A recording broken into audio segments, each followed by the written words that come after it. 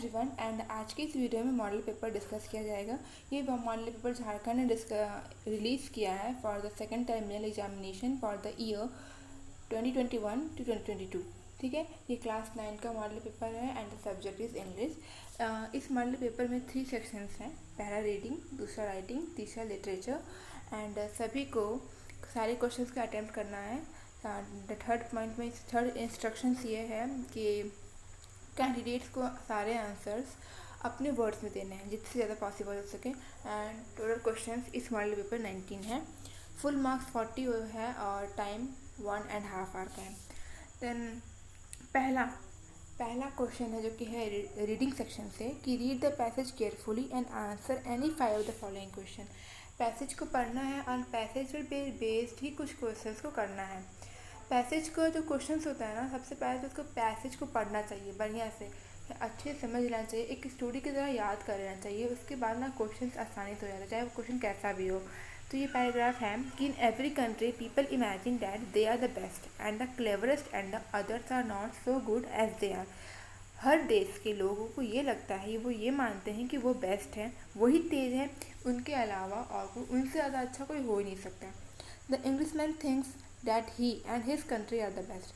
English लोगों को, जो अंग्रेज हैं, उन्हें लगता है कि वो अच्छे हैं, उनके देश अच्छा है, वो बेस्ट है। अच्छी क्या, बेस्ट है। The French man is very proud of France and everything French. जो फ्रेंच के लोग हैं उन्हें अपने फ्रांस पे बहुत प्राउड है और सब कुछ उनके लिए फ्रेंच ही है। The Germans and Italians think no less of their country.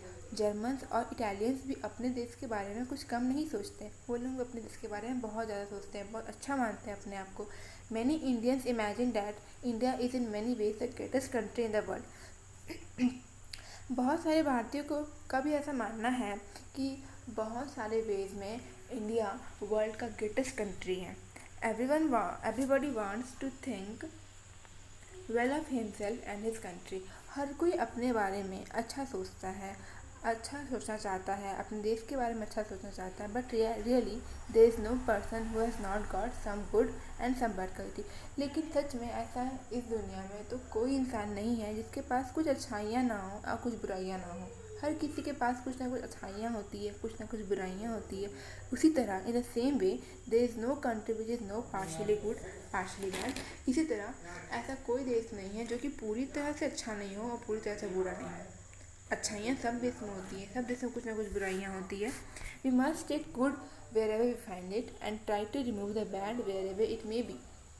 हमें जहाँ से भी अच्छाइयाँ मिले वहाँ से ले लेना चाहिए और जहाँ से भी बुराइयाँ जाए वहाँ हटा देना चाहिए। ठीक है, try to remove the bad wherever it may be. ये था पैराग्राफ का मतलब। नाउ क्वेश्चन नंबर 1 है ये कि what do people think in every country. हर देश में लोग क्या सोचते हैं। तो इसका आंसर पैराग्राफ के फर्स्ट में ही था कि in every country people imagine that they are the best and the cleverest and the others are not so good as they are. जब पैसेज को हम अच्छे से समझ लेते हैं ना तो कोई भी क्वेश्चंस करना टफ नहीं होता। तो इसका आंसर ये होगा कि हर देश के लोग ये मानते हैं कि उनका कंट्री बेस्ट है, वो बेस्ट है। इसका आंसर पैराग्राफ के फर्स्ट लाइन में था। And what do many Indians imagine. बहुत सारे इंडियंस क्या इमेजिन करते। इसका आंसर होगा कि many Indians imagine that India is in many ways the greatest country in the world.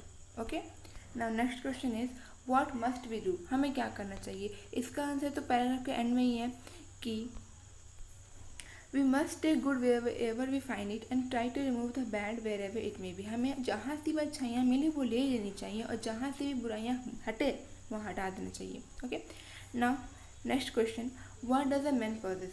एक आदमी, एक इंसान क्या पोजेस करता है। Everybody wants to think well of himself and his country. इसका आंसर होगा कि हर मैन अपना आप को अच्छा मानता है और अपने देश को भी। ठीक है, choose the antonym of the word worst and few from the given passage में से इन दोनों वर्ड्स का एंटोनियम निकालना है। तो सबसे पहले तो एंटोनियम का मतलब ये होता है कि जो वर्ड्स का उल्टा मीनिंग वाला, और सिनोनियम का मतलब होता है सेम मीनिंग वाला, पर्यायवाची। जैसे कि सिनोनियम का मतलब similar word, S for सिनोनियम, S for similar word. Antonym मतलब उल्टा। तो वर्स्ट का उल्टा क्या होगा। वर्स्ट का मीनिंग होता है बहुत बेकार, बहुत तो ना ख़राब टाइप्स। तो इसका आंसर होगा बेस्ट, वर्स्ट का बेस्ट। तो पैराग्राफ से चूज़ करना था, तो बेस्ट का यहाँ पे है कि यहाँ पे देखिए बेस्ट यहाँ पे है, ठीक। एंड सेकेंड वर्ड है फ्यू। फ्यू का मतलब होता है बहुत कम, थोड़ा। तो इसका एंटोनियम क्या होगा? बहुत ज़्यादा। तो ये था पैराग्राफ में मैनी, यहाँ देखिए मैनी, ठीक है, बहुत सारा। नाउ अब क्वेश्चन नंबर 6 है कि सेंटेंस बनाना है गिवन वर्ड से, प्राउड और कंट्री। तो सेंटेंस पैराग्राफ्स के से भी बन सकता है और खुद का भी हो सकता है। प्राउड से देखिए, अगर पैराग्राफ से चूज़ करना तो प्राउड पर एक सेंटेंस था कि यहाँ देखिए, the French man is very proud of France and everything French, ठीक है। और कंट्री पर यहाँ पे in India is in many ways the greatest country in the world हुआ। पर अगर हमें खुद से बनाना हुआ तो हम खुद से बना सकते हैं कि I am very proud of me, या फिर कंट्री के I love my country India, anything जो आप चाहते हैं। एंड 7th क्वेश्चन है कि give a suitable title for the given passage को देखते हुए एक अच्छा टाइटल दीजिए। टाइटल ना आप कुछ भी सोच सकते हैं पैराग्राफ में, जैसे कि आपको कोई अच्छा लगा कोई वर्ड, जैसे यहाँ पे है ना लाइक कंट्री या फिर पीपल्स थिंकिंग, ऐसा कुछ लिख सकते हैं। टाइटल के मार्क्स तो नहीं करता, बट यहाँ ध्यान दीजिए एनी 5 को अटेम्प्ट करना था, हमने 7 को किया। एग्जाम्स में आप ये ध्यान दीजिएगा कि कितने अटेम्प्ट करना है और कितना नहीं करना है, ठीक है ना। सेक्शन बी है राइटिंग। तो सेक्शन बी में क्वेश्चन नंबर 8 और 10 को हम लोग नेक्स्ट वाले वीडियो में अच्छे से डिटेल में डिस्कस करेंगे। And for today's video I am going to discuss question number 9, जो कि है एक लेटर, ठीक है। ये है write a letter to your friend inviting him to spend summer vacation with you. अपने फ्रेंड को लिखना है लेटर समर वेकेशन साथ में स्पेंड करने के लिए, ठीक है। तो अपने वर्ड से लिखना है, तुम दिखाते हैं कैसे लिखा हुआ है। जो ये लिखा हुआ है लेटर ना, ये इनफॉर्मल लेटर है, अपने फ्रेंड को लिखना है, ठीक। तो फॉर्मल जैसा फॉर्मेट नहीं होगा, इनफॉर्मल जैसा। सबसे पहले फॉर्मेट में आप जिस फ्रेंड को ये लेटर सेंड करेंगे ना, उस पर उसका एड्रेस लिखना है। उसके बाद 1 लाइन का गैप मेंटेन करने के बाद डेट लिखना है। उसके बाद डियर फ्रेंड करके लिखना है। अगर लेटर में कोई नाम मेंशन नहीं है, किसी फ्रेंड का नाम मेंशन नहीं है कि आपको इस फ्रेंड को लिखना है, इस पर्टिकुलर फ्रेंड को लिखना है, तो आप उस फ्रेंड का भी नाम मेंशन नहीं कीजिएगा, ठीक है।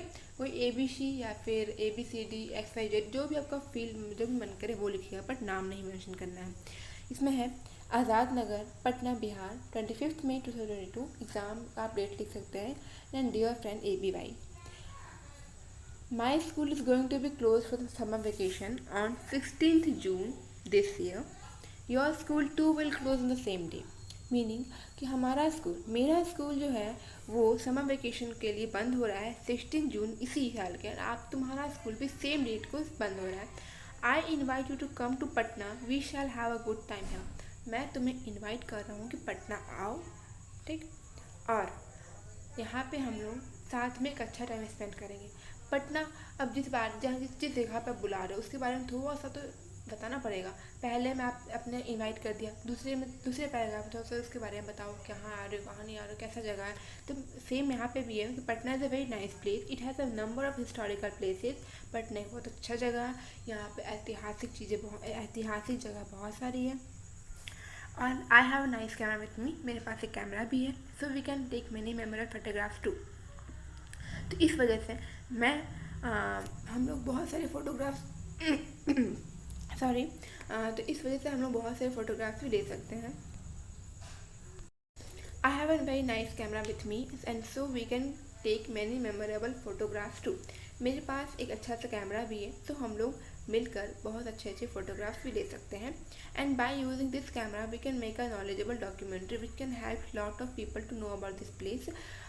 एंड इस कैमरा को यूज़ करते हुए हम लोग डॉक्यूमेंट्री बना सकते हैं, जो कि लोगों को इस जगह के बारे में जानने में हेल्प करेगा। Hence we can utilise our time of this vacation by visiting our city Patna. इसी तरह से हम लोग अपने समर वेकेशन का पूरा समय अच्छे से यूटिलाइज कर लेंगे अपने पटना सिटी को घूमते हुए। It will be very nice if you accept my invitation. ये बहुत अच्छा होगा आप इन्विटेशन हमारा एक्सेप्ट कर लें। And convey my respect to your parents, अपने पेरेंट्स को माई रिस्पेक्ट देना। योर सिंसियरली, तुम्हारा सिंसियरली XYZ। अगर लेटर में नाम मेंशन नहीं है कि कौन किसको लेटर लिख रहा था, आप XYZ मेंशन कीजिएगा, ठीक है। And that's all for today's video and I hope you like the video. Thank you so much.